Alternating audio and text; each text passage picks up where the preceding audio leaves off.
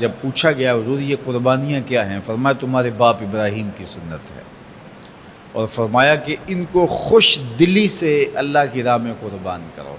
قیامت کے دن یہ اپنے بالوں کے ساتھ، اپنے سینگوں کے ساتھ اور اپنے کھروں کے ساتھ آئیں گے، اور یہ بھی ارشاد فرمایا کہ کل پل صراط پر یہ سواریاں بن کے تمہیں پل صراط سے پار لگائیں گے۔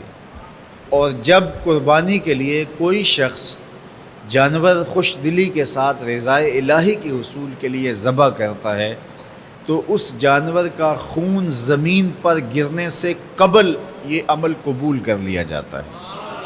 اور یہ بات بھی ذہن میں رکھیے گا کہ ایام نہر یہ 3 دن جو خون بہانے کے ہیں، 10، 11 اور 12 تاریخ، ان ایام میں آپ جو بھی عمل کریں، نماز پڑھیں اور دیگر صالح اعمال کریں، بہت قابل قبول ہیں اور اللہ ان کو قدر کی نگاہ سے دیکھتا ہے۔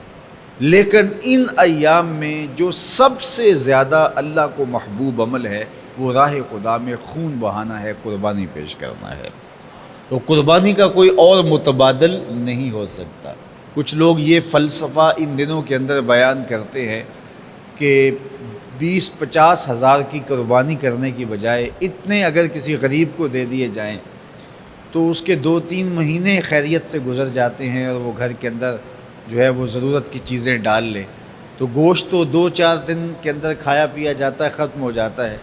لیکن اگر اتنے پیسے کسی غریب کے گھر دے دیے جائے تو یہ اچھی بات ہے۔ تو اسلام کب اس عمل سے روکتا ہے؟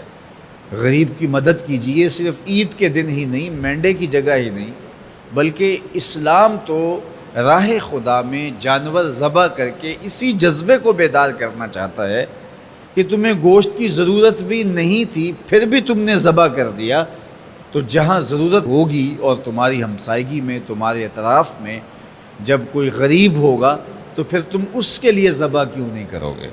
اس کے لیے تم قربانی کیوں نہیں کرو گے؟ اِثار کیوں نہیں کرو گے؟ یہاں تو پھر بھی ہم گوشت خود کھا لیتے ہیں یا غرباء میں بانٹ دیتے ہیں، لیکن منا کی وادی میں جہاں لاکھوں قربانیاں پیش کی جاتی ہیں وہاں تو جانور کاٹ کے اس کو ذبح کر کے بس چھوڑ دیا، اس کے گوشت سے غرض ہی نہیں ہوتی۔ زیادہ تر حجاج ایسے ہوتے ہیں جن کو یہ بتا دیا جاتا ہے کہ تمہاری قربانی کر دی گئی ہے، اور وہ فون کال کے انتظار میں یا حکومت وقت کی جانب سے دیے گئے وقت کے بعد حلق کروا دیتے ہیں۔ تو انہوں نے نہ اپنا جانور دیکھا ہوتا ہے، نہ اس کو ذبح ہوتے دیکھتے ہیں، تو صرف انہیں ٹائم بتلا دیا جاتا ہے یا ان کو کال کر دی جاتی ہے تو یہ ان کے لیے کافی ہوتا ہے۔ تو وہاں تو گوشت کھانا بھی مقصود نہیں، تو صرف اللہ کی رضا کے لیے جانور ذبح کرنا۔